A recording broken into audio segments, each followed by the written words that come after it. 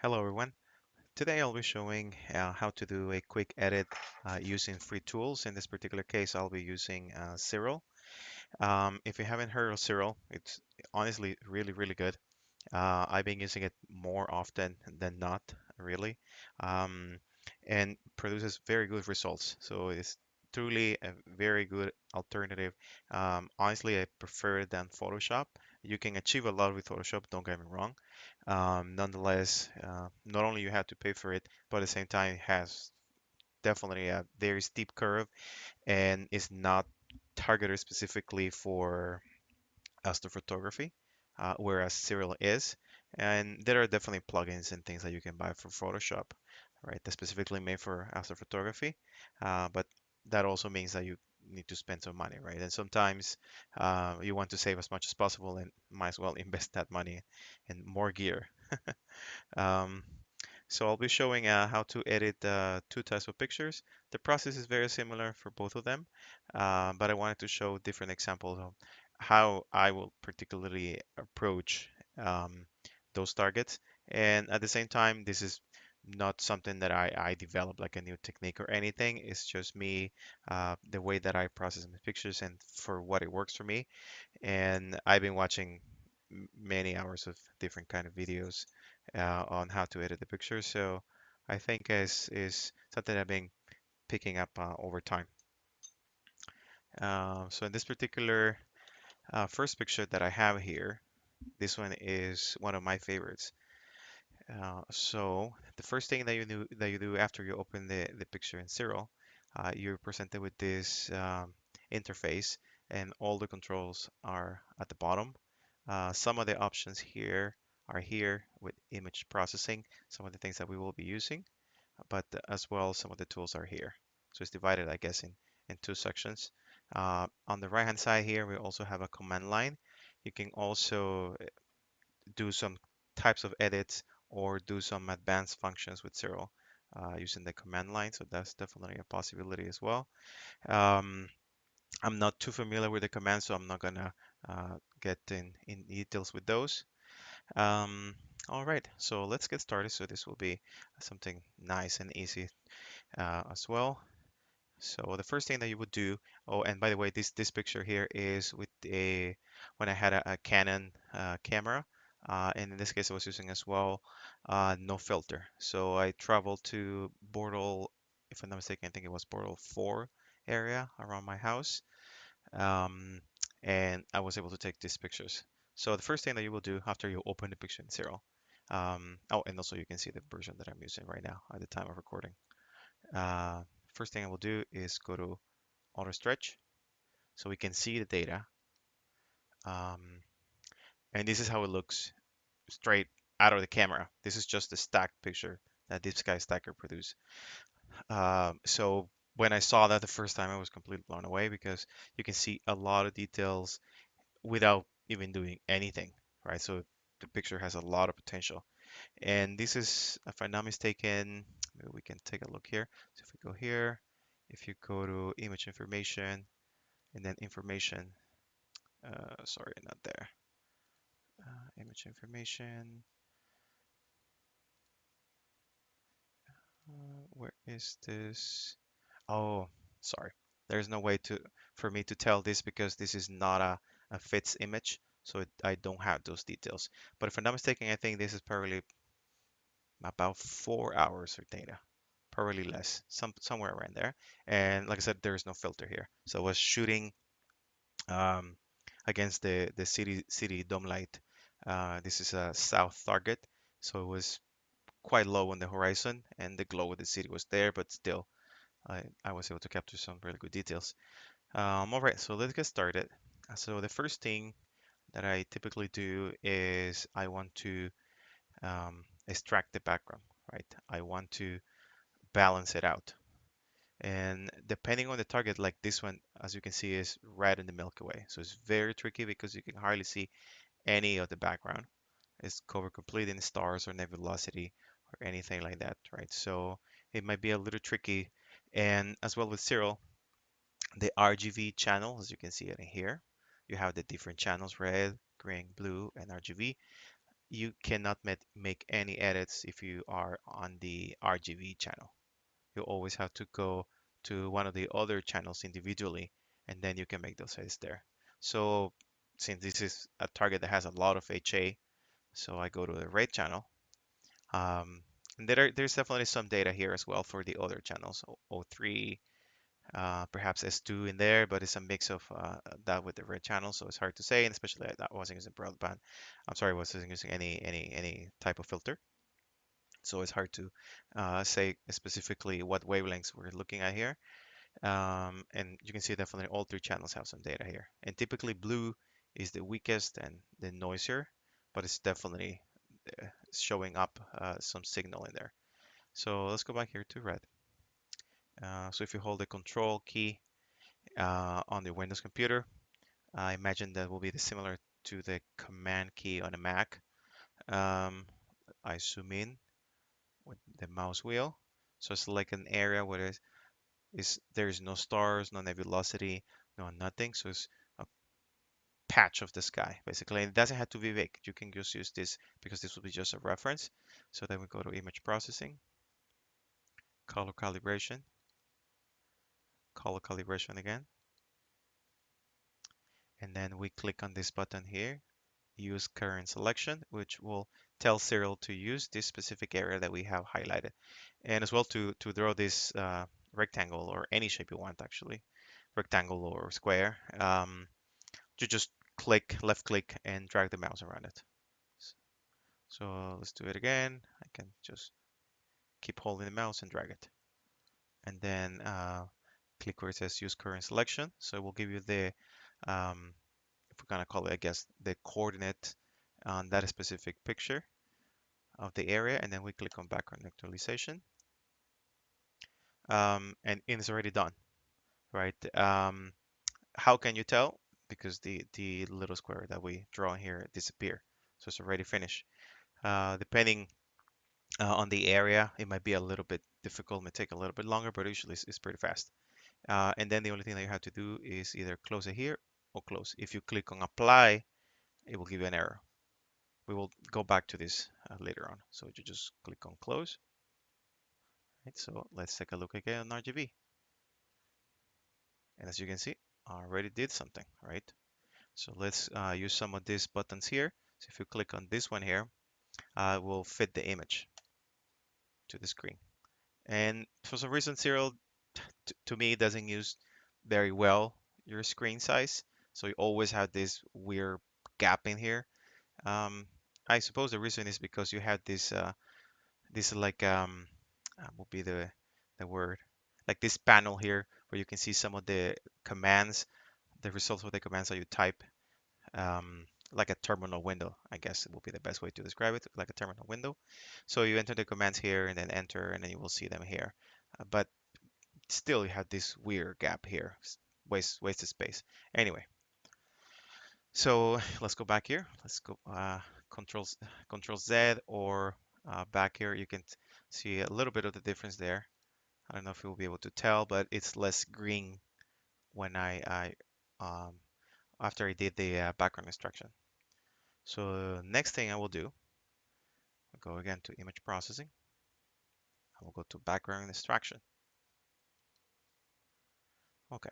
So in here, we were telling Siril to remove the background from the image to try to neutralize it the best way possible. So for this, what I will do is I will play just with this value here. You can reduce the samples that will create automatically or not. The maximum is 20 if I'm not mistaken. Oh, sorry, no. You can go definitely much higher than that, but I usually don't go that high. The more samples that you do, it is better, but at the same time, in an image like this, it will be very tricky to try to place them where you're not selecting any nebulosity or any stars. So we'll just leave it at the defaults, which is 20.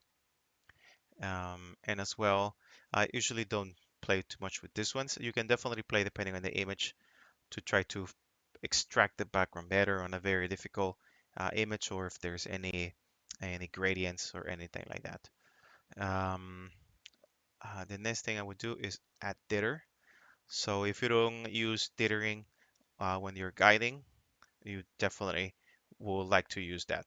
So that will help as well to try to keep the noise down. So in a way that you won't be stuck in noise on top of each other, which will be very hard to remove later on. Um, so what I would do here, the higher you go, it will be less aggressive, and the lower you go will be very aggressive. So it will mistake some areas for background. So I usually go almost all the way down, but sometimes it will create just maybe like two or three uh, area selections. So it might not be enough for the whole image. So let's go here. Let's see what happens. So we click on generate. It's hard to see here, especially because there are so many colors. So I'll usually go to one of the other channels. Probably green is better. You can see in here that it created these tiny little squares here, which will be used to sample the background. You can manually add them as well. So for example, like in this image, we might as well try to do it ourselves, right? Or we can just let the program automatically create the samples. If you want to delete a sample area, I guess would be the best word to say it, you just right click it. So if I right click here, it would delete it. If you click if there are multiple samples in there, and if you right click it, it will delete some of the ones that are around it. So in this case here, if we go to the red channel, we can see there's a lot of nebulosity here. So that's something that you don't want to sample because it's what you would like to preserve, right? That's the signal that we want to keep. As you can see, there's a lot in here, right? So I usually right click, right click, right click, maybe this spot here. There's one there. Of course, we can always zoom in. You can just right click, hold it, and then zoom in with your mouse wheel. Looks good. If there are any stars selected, you may want to uncheck it. Let's see what else we got here. Apparently, it looks like there is signal there. But here, not too much. This one is truly difficult. There's no spot in there, so might as well delete it. These gaps here. Maybe I think that one was fine there, actually. Very tricky. This is a very tricky image, shooting right on the Milky Way's core. It's very tricky. You can probably sample some more areas here. Maybe not that one. Looks like there is something there. This one as well. There's a lot of stars. What it seems like nebulosity to me. Nice star there. Um, that looks good. Let's go to the RGB. I think that looks good. I don't know if you can see it, but there's like, to me, there's looks like a gradient in here. I think that's probably where the light pollution was coming from the CD, and I had no filter, so it was just coming right through the sensor. So this is tricky. Probably all these black spots here will be better. So at this point, we probably we might as well have used the manual selection anyway, but we're too invested in this now. Um, Almost done here. Okay, that looks pretty good. Let's probably delete this one, and see what happens. All right. So what you do is then you select one of these two options, either subtraction or division. So subtraction is definitely better when you have gradients and things like that. And division, I usually never use it. It typically gives me worse results. For what I've seen is you only use it when you have like really weird beginning and you try to even it out, like like even out the field of view. Um, so that's what when I use it, I typically try to avoid it. So what I do is then click on compute background. Depending on your computer's performance and the resolution of the image that you have as well, this may take quite some time. So if you want to see the results, you go back here to RGB, and it honestly, I think it did a fantastic job. Let's see if we can go back. There we go. Once again, I think it honestly it looks like a lot less green to my eyes. And it looks like there's still a lot of nebulosity, so might as well not select it. There's probably some other gaps here that I can probably fill. It's a little tricky. Okay, so let's do this again. Compute background. All right, and don't forget to click on apply. If you click on close, you will basically undo what you just did. So that happened to me way too many times now. So just click on apply. Here we go. So honestly, it's looking better. Another option that you can use as well here is you can either go for the convolution or you can go for a green noise reduction. So the convolution, at least what I've seen that it does in PixInsight is that the finer details like these, I guess, dark dark webs in there inside the trifid, it enhances them. Like it creates an additional detail in there that it was not there before. But at the same time, it creates wonky stars. That's at least on PixInsight. However, on Siril, I cannot tell the difference if it's actually doing anything. So right now, if I click on, maybe we can zoom in a little more. If I click on preview and not preview, I cannot tell the difference.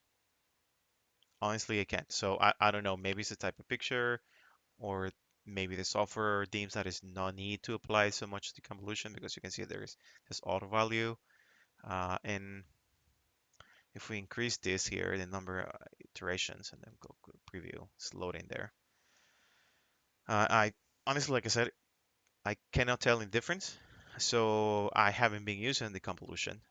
I remember in the previous version of the convolution, sorry, of Siril, the convolution was pretty strong, and it will create some details, yes, but the stars will look awful. So I typically avoided it. So now, right now, I cannot even tell if it's working. So I always skip it for now. Um, so depending on your image, um, and if you have filters as well, it may still look pretty darn green. So what you could need to do is go to image processing. There's an option here for green noise removal, remove green noise. And this is an automatic value, right? So it will average the image so it knows how much it needs to remove. So the only thing that we have to do here is just apply. So let's apply it. And sometimes, depending on the image, if there's a lot of O3, like in this case, it may remove some of that thinking that is noise. So you might want to be a little bit careful with that if you would like to apply it or not, if it's really worth it, because it might remove some of that. So if we go back here, you can definitely tell the difference here. I can see it. Let me zoom in a little more. Definitely looks less green, which is fantastic. So let's click on here again. All right. So this is looking pretty good. And there are a few other things that we can play with here. You can rotate the image as well. You can crop it actually. I don't think I show how to do that. So let me, sorry, go here. If you want to crop it, you just drag a rectangle. Right, if you have like a weird framing or whatnot, you can definitely crop it or just keep the area of interest. Right click it, and then you click on crop. That's it. Simple as that. All right. Um, Other things that you can do here is you can also extract the channels. So for example, you can extract the red for HA, the green for O3, O3, or create a new channel. For example, a combination of HA plus O3, and you can make that the blue channel, and you can make other color combinations like HOO, SHO, and things like that. So you can definitely do that. Or if as well, if you have a mono camera and if you want to merge the channels, you can do that as well.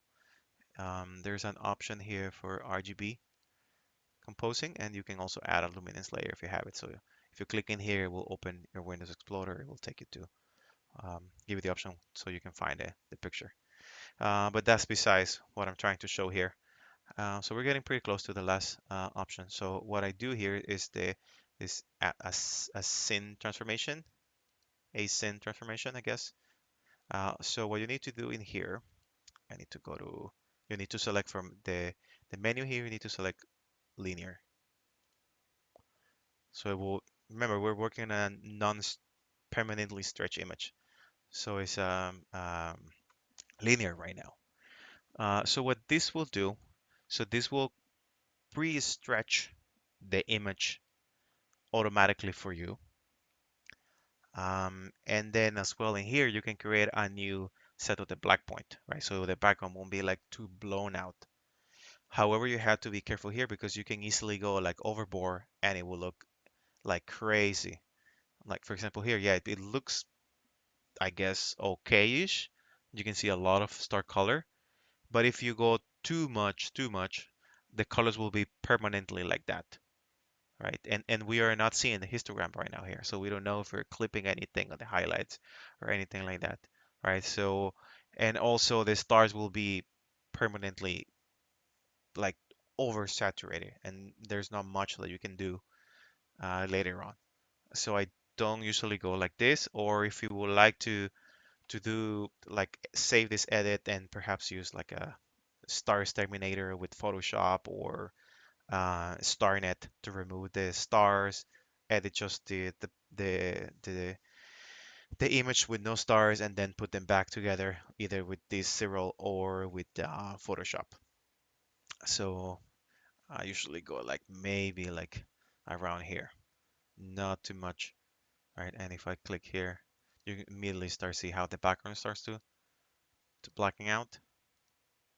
Right, so it looks definitely good. So we'll leave it there. Um, then you click on apply. All right, so it's looking pretty good. Remember, this is not stretched yet. So then the next step is you can open the histogram. Some of the other tools here is for you to rotate the image, right?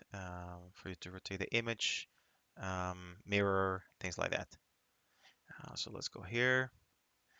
Okay, so here's where you will see the histogram, right? So we're pretty good. Highlights, black levels, and the midtones. So what you need to do in here is this will apply an auto stretch for you, right?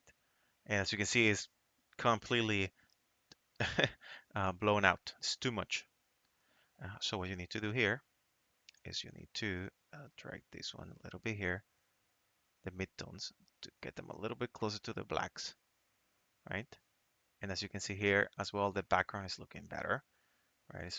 It should be. It shouldn't be like pitch black because then probably will look unnatural, and at the same time, you might be clipping some of the blacks, right? So I think it looks pretty decent here.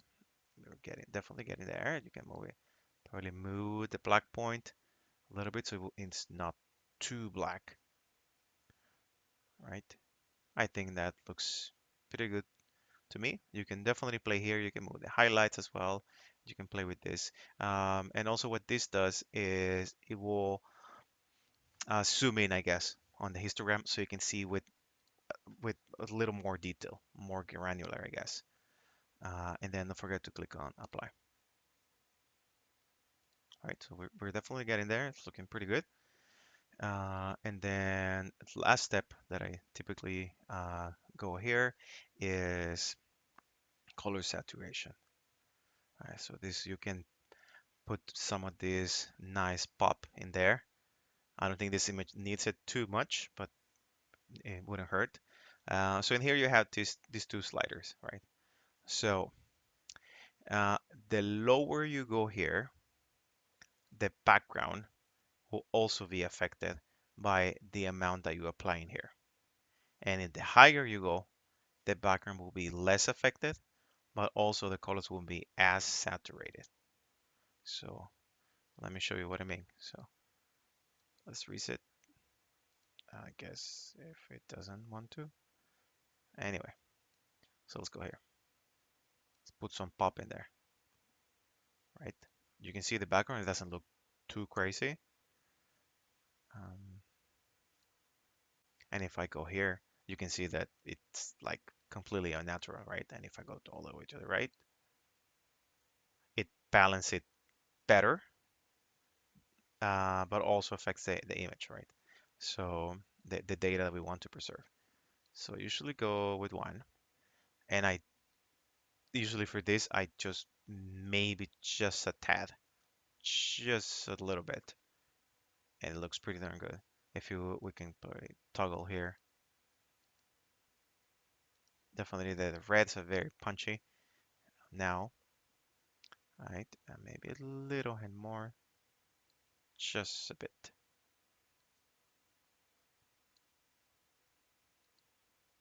right? You can definitely see it here. Very nice. As well, this will apply a saturation globally to all the spectrum, but you can also select here, right? So if I wanted to, for example, target the blues of the trifid, I guess it will be this one, right? And like, let's see what happens if I punch out all the way. Let's see. Let's zoom in here. It looks better. Yeah, definitely. Definitely looks better. And then let's see if we can maybe just do that with the pink reds. Oop, that's way too much. Hang on a second. Let me apply. Oh, and let's do it again um, for the reds. Oh, too much.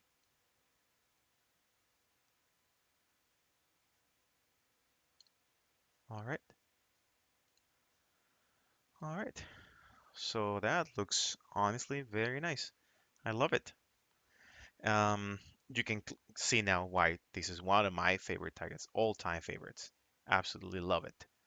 And also makes a huge difference to have dark skies. Like with no filters, no nothing, just RGB data right here. So it makes a big difference. Probably I should also mention that at that time, the camera I was using had the IR cut filter removed. So that helped as well with the HA. Nonetheless, still, right? This is definitely dark skies. So this was one of the pictures I wanted to show. And the second one that I have is one a little bit different.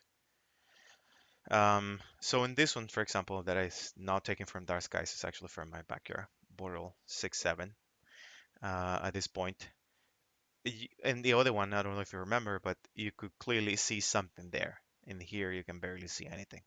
So we go here to auto stretch, and you can see how the galaxy pops.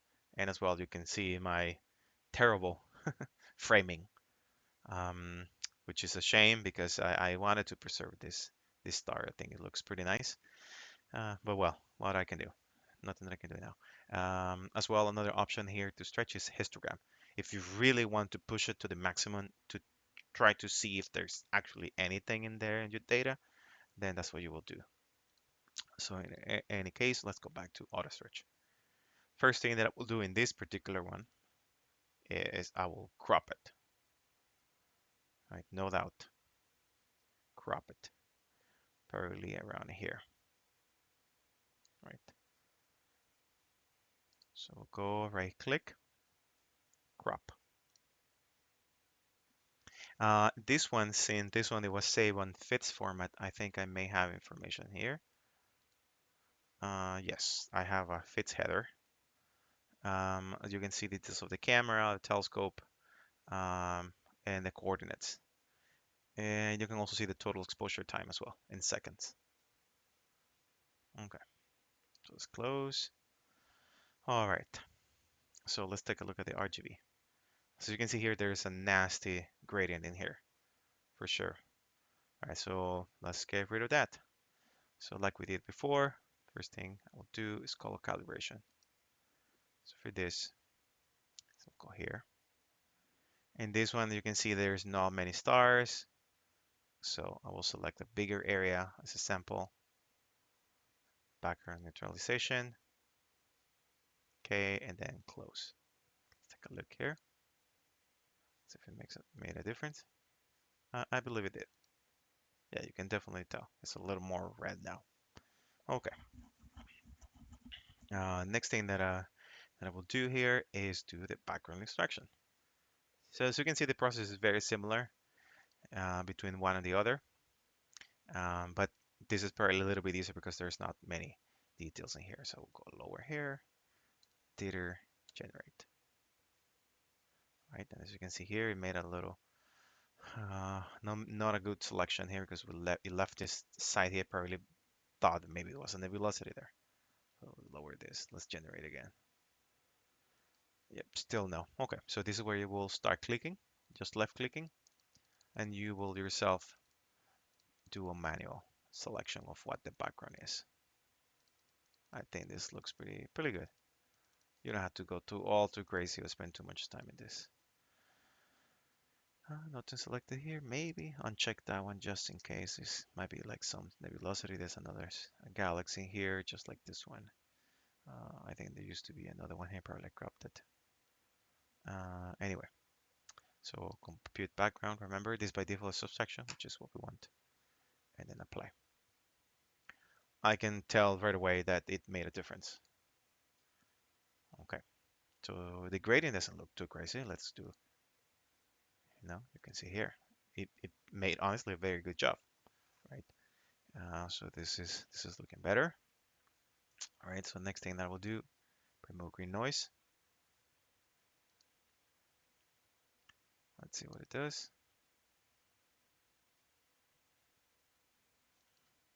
Okay, it looks, I don't know. I'm not a big fan of that. I think it looks too unnatural to me, and then later on it's a pain to try to balance this background. Right, so I usually, when it does it like this, I usually just don't do it like that. So let's leave this one as it is right now. Okay. So let's try to do something else, something that I didn't show in the previous one, on previous picture. So let's do this again. Show a few different things here. Color calibration, right? Patch of the sky. Click there. Background neutralization. Great. And then while I have this window open, I will select the white balance. So what I will do is highlight an area or the area of interest that I would like to use as a reference. So we'll use the stars for the white point. So what I will do here is click on current selection, which is the new one here around the galaxy. Click on apply, close. Let's take a look. Okay, let's see if it did anything at all. Sorry, this is with the white balance. This is before the white balance. You can see how it changed the tone of the galaxy, right? And it's bringing out the typical blue colors that are associated with these galaxies, right? So I'll show another technique here. Let's go back. Okay, so now one of the really good things that this program has is photometric color calibration, because this will do two things. It will place out the image, and what that will give you is the correct orientation of the target, and at the same time, it will use the star as a reference to calibrate the color of the background and as well the color of the target. So what we'll need to do in here is we need to enter either the name or the catalog name of the target. So in this case, you can type Whirlpool or you can do M101. Then you go to Find, We'll find the object here. So I typically pick this one, the NED.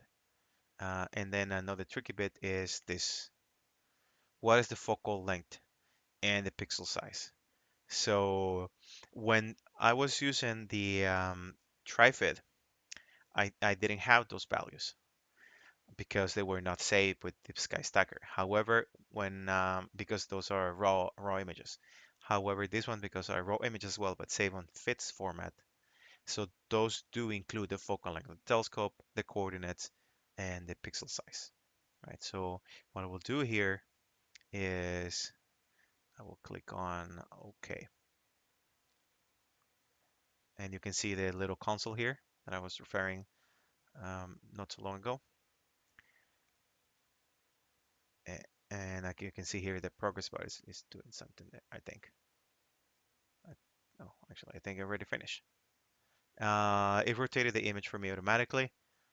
However, I do not like the color, right? I perhaps that is the way that we're supposed to see it, right? But I truly don't like it. So let's undo.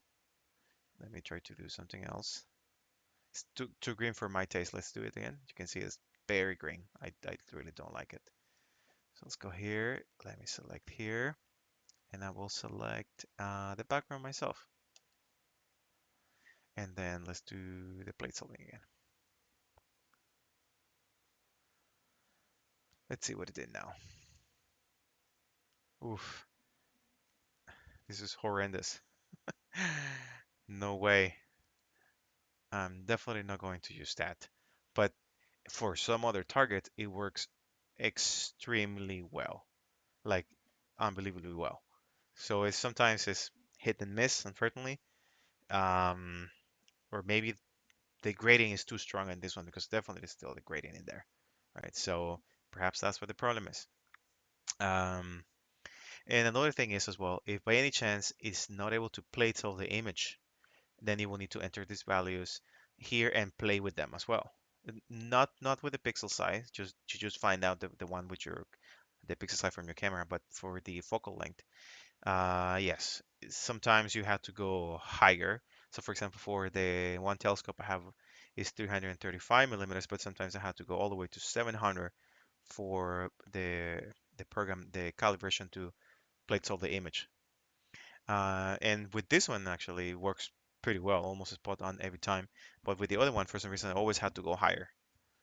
Um, in any case, I really don't like this thing. So let's do this once again. Maybe let me see what area. Probably this is the most um, area that is not affected by the gradient. So let's select that. Color calibration. Just go in calibration, background neutralization.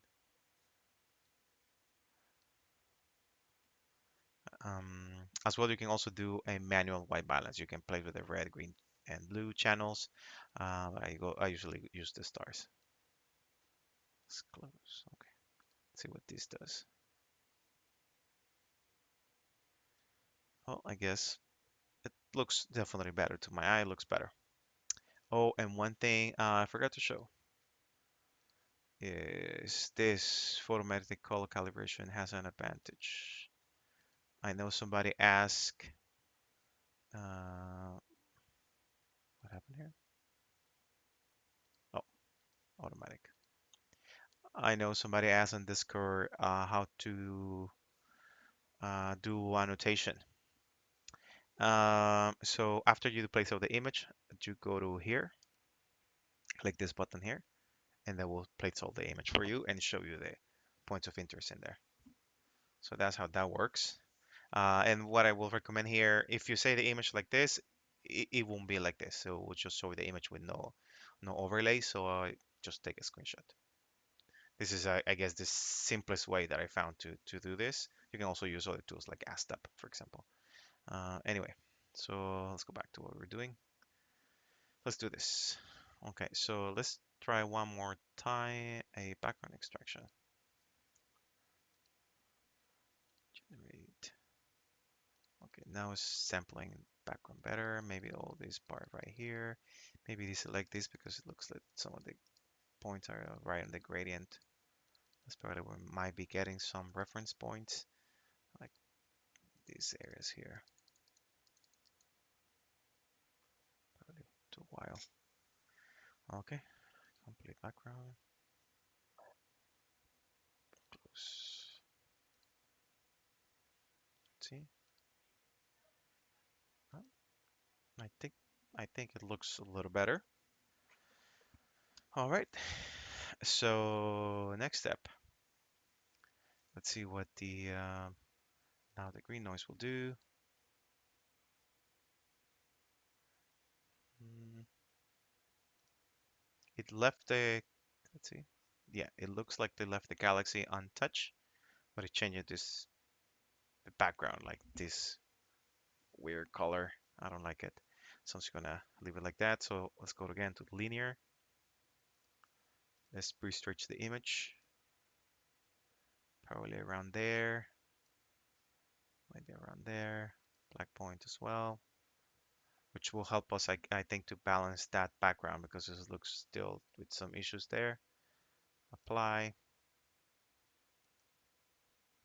Let's go to the final stretch.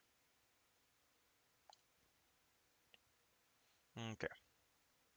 Now we're talking. Now we're getting somewhere. I think this background still needs to be darker. Hmm. It's a fine line here.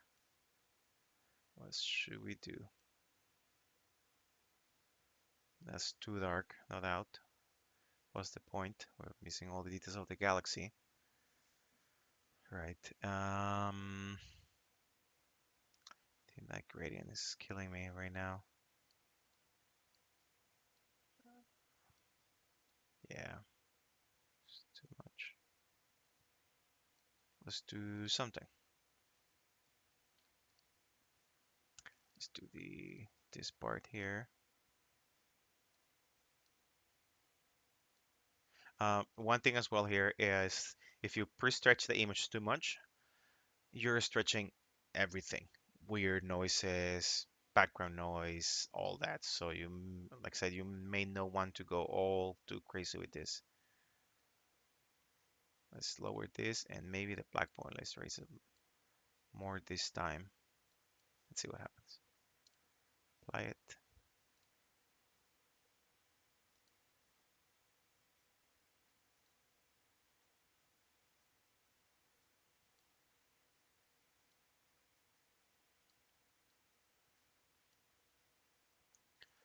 Maybe there, I guess.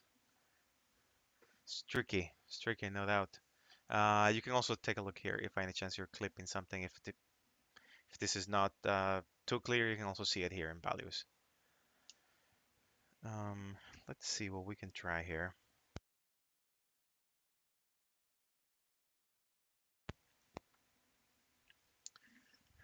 Mm, it's very challenging, this one. I don't think we will be able to get this one perfectly. Maybe there, I guess. Am I clipping anything?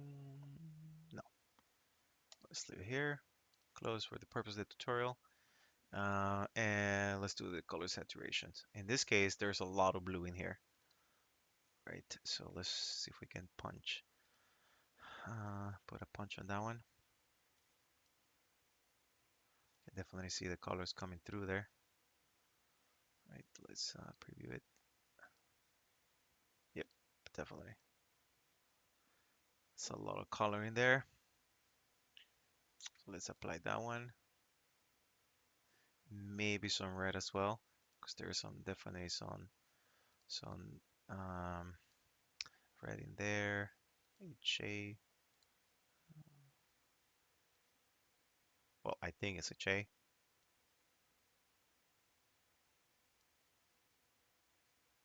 Let's zoom in here.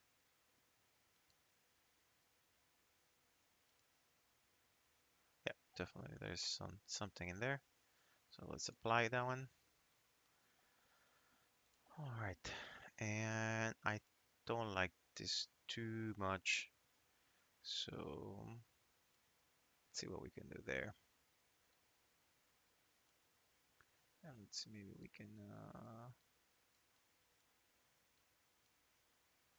Mm, no,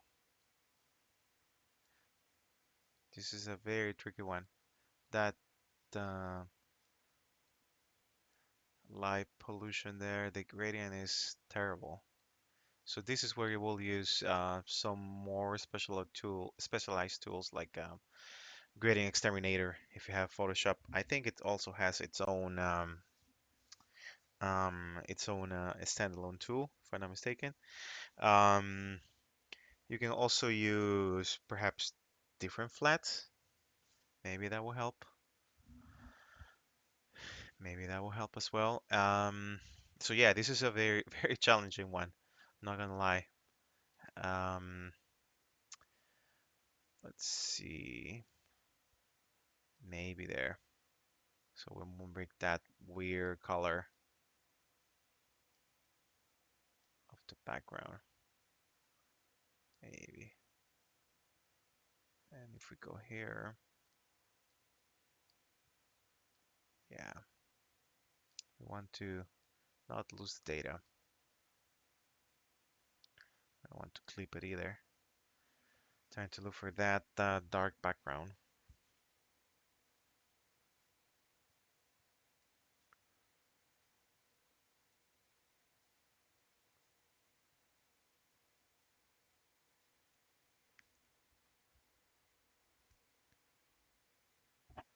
Let's apply, close. Let's see something. Mm,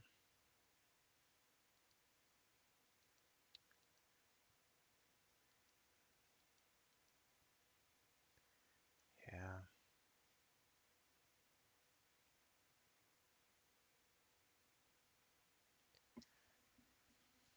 Mm,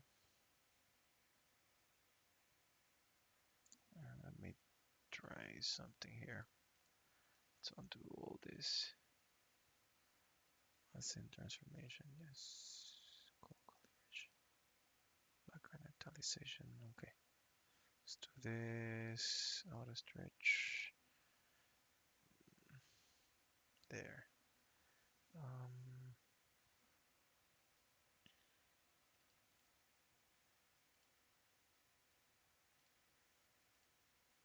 see if this works better.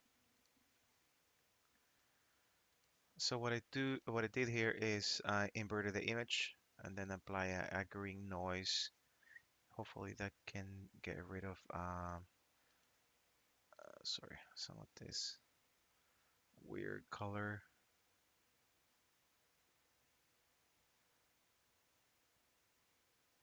Let's see. Not so much, unfortunately.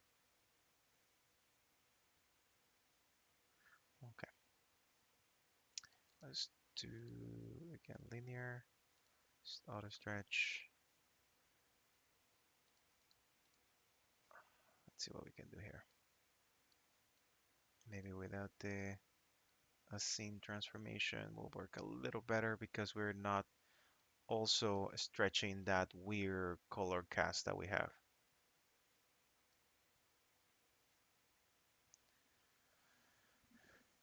I think this probably looks a little better. Let's do apply, and you can also do multiple stretches actually. If by any chance you want to get a little more of what you have. But no, I'm already clipping here. You can see it here. Right, so that's not what I want. So just go to close. It would turn me to the way that it was before. And then maybe let's do color saturation. Let's do something. Um, maybe magenta. Let's see what we can do here. Let's desaturate that guy.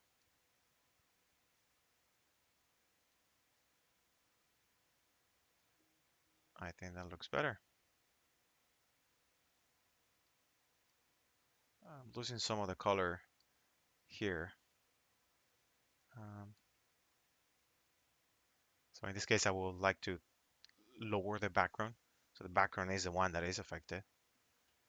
Um, let's see if I push it in. Yep.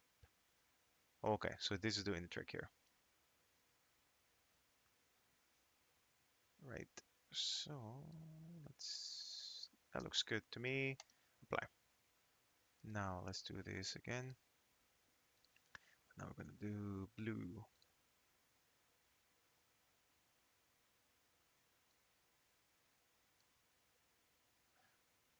Okay, that looks half decent, I think. Right. Doesn't matter too much here. The background, since we already uh, lowered the saturation, and let's do that one more time for the reds. Let's see if we can get some of that here.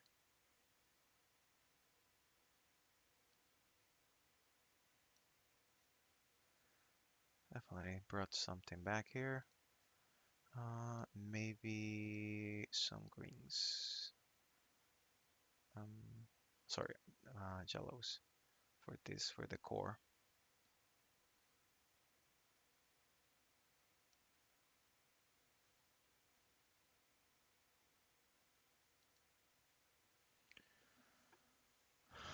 All right, so I think this is probably the best that is going to get with what we have or what I have. As you can see, it's definitely very important to get rid of any gradients, or even perhaps sometimes you have to avoid the full moon. Filters are definitely important. I think what screwed me over here was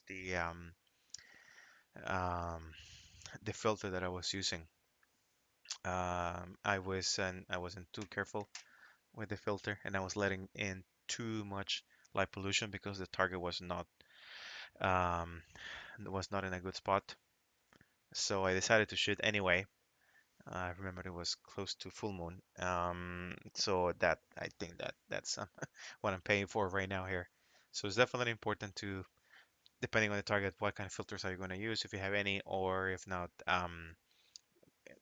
perhaps do different framing or just wait for a new moon, right? So in that way you can avoid these kind of situations. But I think it looks, I think, half decent compared to the way that we started. In any case, I hope you found this useful. Um, I hope that you found something that you can use as well. If you have any comments, please share them as well on the comments or on Discord as well. I'll be happy to hear them. And if I did anything differently, or probably maybe a mistake or something, I'll be happy to hear as well. So in that way I can also learn and improve my technique. So, well, thank you so much for watching, and I hope you have clear skies. Take care. Bye.